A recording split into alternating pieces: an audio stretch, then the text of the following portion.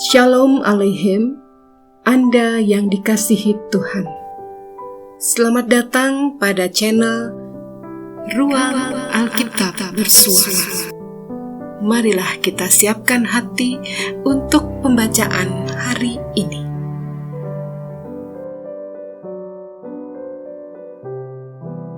Bacaan hari ini dari Injil Matius pasal 18. Pada waktu itu, datanglah murid-murid itu kepada Yesus dan bertanya, "Siapakah yang terbesar dalam kerajaan surga?" Maka Yesus memanggil seorang anak kecil dan menempatkannya di tengah-tengah mereka, lalu berkata, "Aku berkata kepadamu, sesungguhnya jika kamu tidak bertobat dan menjadi seperti anak kecil ini, kamu tidak akan masuk ke dalam kerajaan sorga. Sedangkan barang siapa merendahkan diri dan menjadi seperti anak kecil ini, dialah yang terbesar dalam kerajaan sorga. Dan barang siapa menyambut seorang anak seperti ini dalam namaku, ia menyambut aku.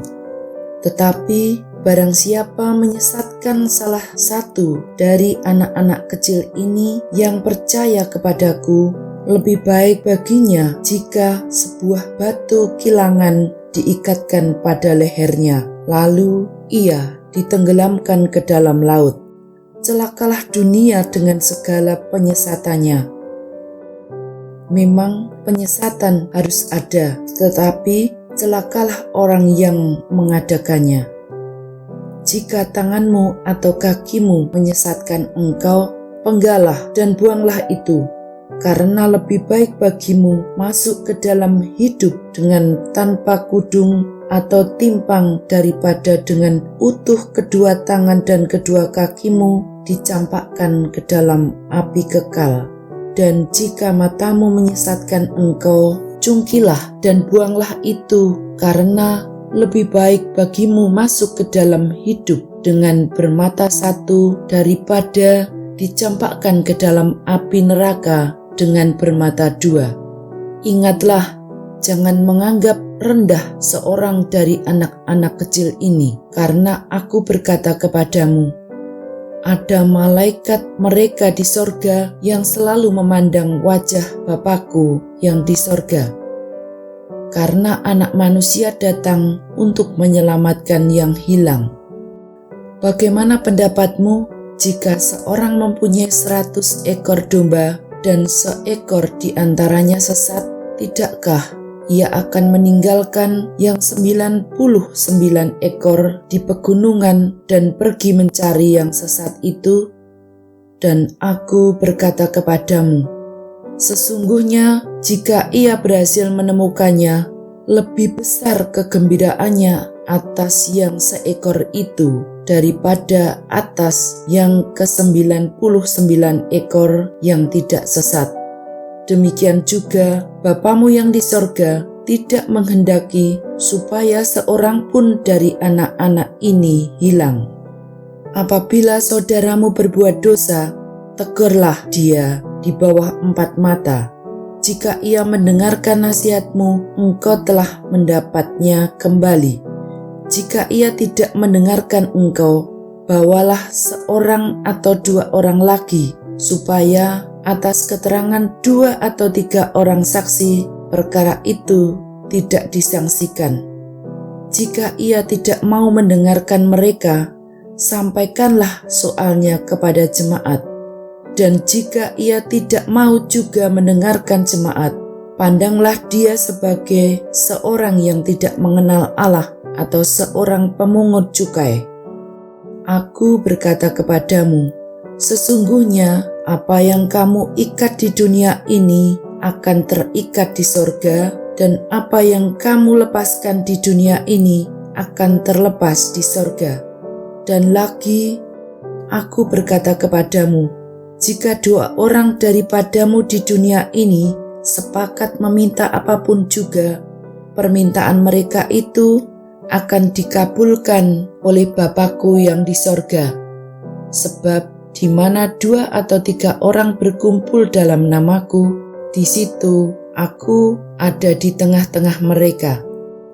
Kemudian datanglah Petrus dan berkata kepada Yesus, "Tuhan, sampai berapa kali aku harus mengampuni saudaraku jika ia berbuat dosa terhadap aku? Sampai 7 kali?"